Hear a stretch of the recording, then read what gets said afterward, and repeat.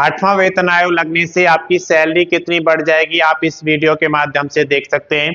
अगर अभी तक आपने चैनल को सब्सक्राइब नहीं किया, सब्सक्राइब करें, वीडियो को लाइक करें और ज़्यादा से ज़्यादा शेयर करें ताकि ये वीडियो उन सभी दोस्तों के पास पहुंचे जो 8वां वेतन आयोग लगने का इंतजार कर रहे हैं। तो आइए सबसे पहले बात करते हैं यहाँ पर बेसिक सैलरी की। तो बेसिक सैलरी अगर हम लेवल 1 की बात करते हैं तो 18,000 रुपये है 7th पे कमीशन के अनुसार। लेवल 2 की 19,900, लेवल 3 की 21,700, लेवल 4 के लिए 25,500, लेवल 5 के लिए 29,200, लेवल 6 के लिए 35,400, लेवल 7 के लिए 44,900 और लेवल 8 के लिए 47,600 यहाँ पर बेसिक सैलरी है 7th पे के अनुसार, जो मिनिमम सैलरी यहाँ पर बेसिक बनाई गई है। अब इसके बाद हम बात करते हैं कि अभी जो डीए चल रहा है वो 58% चल रहा है, तो उसके हिसाब से जब आपका बेसिक प्लस 58% आप इसमें ऐड करेंगे तो आपका बेसिक प्लस डीए कितना बनेगा, 18,000 का 28,440 हो जाएगा। 19,900 के लिए 31,442, 21,700 बेसिक है तो बेसिक प्लस डीए आपका 34,286 हो जाएगा। 25,500 का 40,290, 29,200 का 46,136, 35,400 का 55,932, 44,900 का 70,942 और 47,600 का 75,208 हो जाएगा बेसिक प्लस डीए मिलाकर, जो कि डीए अभी 58% चल रहा है। अब देखते हैं फिटमैन फैक्टर की, क्योंकि जो आपका नई बेसिक सैलरी है वो फिटमैन फैक्टर पर डिपेंड करेगी। तो अगर आपका फिटमैन फैक्टर 1.92 लगता है तो इस समय आपकी बेसिक सैलरी 18,000 रुपये, बेसिक प्लस डीए मिलाकर 28,400, और जब फिटमैन फैक्टर 1.92 लगेगा तो नई बेसिक सैलरी आपकी 18,000 से बढ़कर 34,560 हो जाएगी। तो अब देखिए इसमें वृद्धि कितनी हुई, अभी आपको बेसिक प्लस डीए कितना मिलता है 28,440 और नई बेसिक कितना है 34,560, तो कितना यहाँ पर वृद्धि होगी 6,120 की। अब बात करते हैं कि प्रतिशत में कितनी वृद्धि होगी, तो 6,120 की वृद्धि होती है, किस पर होती है 28,440 पर, तो कितना प्रतिशत वृद्धि होगी 21.52% के लगभग यहाँ पर वृद्धि होगी अगर आपका फिटमैन फैक्टर 1.92 लगता है। लेकिन अगर फिटमैन फैक्टर इससे ज्यादा लगता है, मान लीजिए 2.08 लगता है, तो यहाँ पर हमने कैलकुलेशन किया है कि मिनिमम बेसिक सैलरी 7th पे के अनुसार 19,900 है, तो आपका बेसिक प्लस डीए मिलाकर 31,442 होता है। अगर फिटमैन फैक्टर 2.08 होता है तो बेसिक आपका 19,900 से बढ़कर 41,392 हो जाएगा। अब देखिए कि वृद्धि कितना हुआ, 41,392 बेसिक आपका बन जाएगा, जबकि अभी आपको बेसिक प्लस डीए 31,442 मिलता है, तो कुल वृद्धि यहाँ पर 9,950 की होगी। अब बात करते हैं कि वृद्धि कितने प्रतिशत होगी, तो उसके लिए आप यहाँ पर देख सकते हैं कि 9,950 वृद्धि होती है आपकी 31,442 पर, तो ये लगभग आपका 31.64% आएगा। लेकिन अगर फिटमैन फैक्टर आपका 2.3 लगता है तो उस समय आपकी भी सैलरी कितने प्रतिशत बढ़ जाएगी, आप देख सकते हैं यहाँ पर हमने बेसिक लिया है यहाँ पर 21,700, बेसिक प्लस डीए मिलाकर आपका 34,286 मिलता है। लेकिन अगर फिटमैन फैक्टर 2.3 लगेगा तो आपकी बेसिक 21,700 से बढ़कर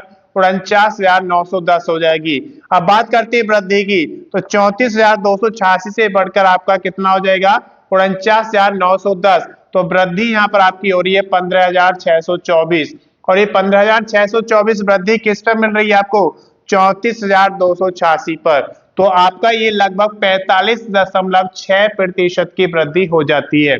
लेकिन अगर आपका फिटमैन फैक्टर इससे ज्यादा लगता है 2.5 लगता है, और हमने यहाँ पर जो बेसिक लिया है 25,500 लिया है, बेसिक प्लस 58% डीए के साथ 40,290 हो जाएगा।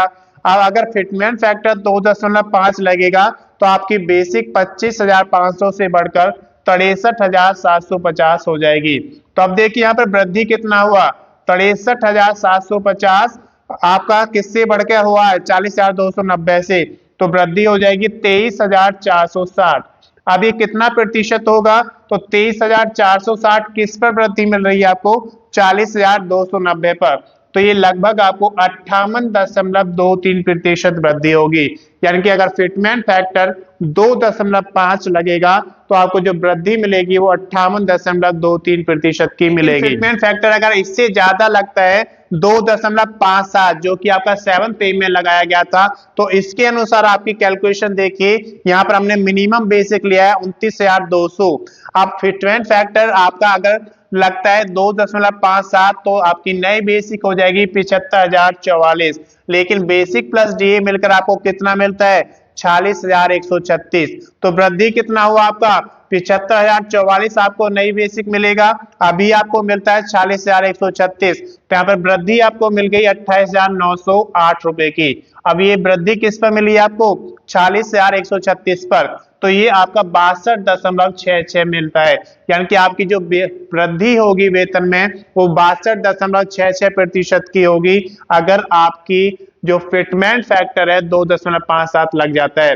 लेकिन अगर फिटमेंट फैक्टर इससे ज्यादा लगता है, मान लीजिए 2.86 लगता है, तो हमने यहाँ पे बेसिक लिया 35,400, बेसिक प्लस 58% डीए मिलकर 55,932 हो जाता है।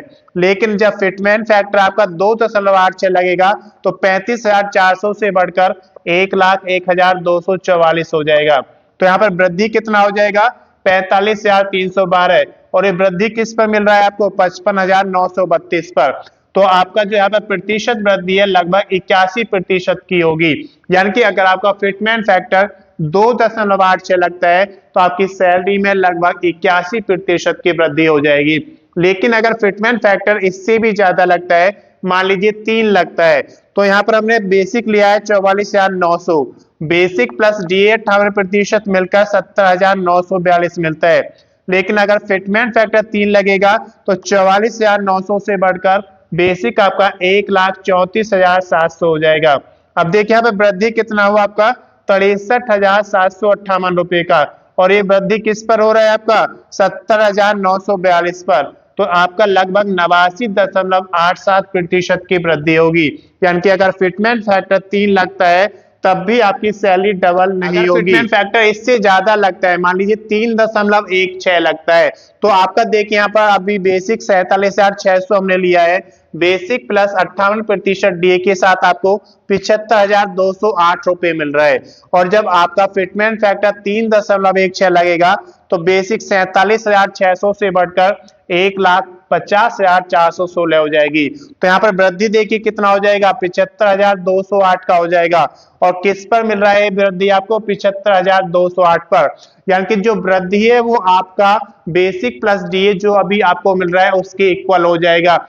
इसका मतलब क्या हुआ कि आपकी जो वृद्धि है वो 100% हो जाएगी। डबल होने के लिए जो आपका फिटमेंट फैक्टर है वो 3.16 होना चाहिए। अगर इससे कम लगता है तो आपकी सैलरी डबल नहीं हो सकती। आपकी सैलरी जो बढ़ेगी यहाँ पर आपको आपने बता दिया गया है कि कितना प्रतिशत बढ़ सकती है। तो मैं समझता हूँ इस वीडियो के माध्यम से आपको समझ में आ गया होगा कि आपकी सैलरी कितने प्रतिशत बढ़ सकती है। अगर अभी तक आपने चैनल को सब्सक्राइब नहीं किया, सब्सक्राइब करें, वीडियो को लाइक करें और ज्यादा से ज्यादा शेयर करें ताकि ये वीडियो उन सभी दोस्तों के पास पहुंचे जो अपना 8वां वेतन आयोग लगने का इंतजार कर रहे हैं। अगर आपने पिछला वीडियो नहीं देखा है तो उसका लिंक मैं इसके डिस्क्रिप्शन में शेयर कर दूंगा, आप वहां से देख सकते हैं। धन्यवाद।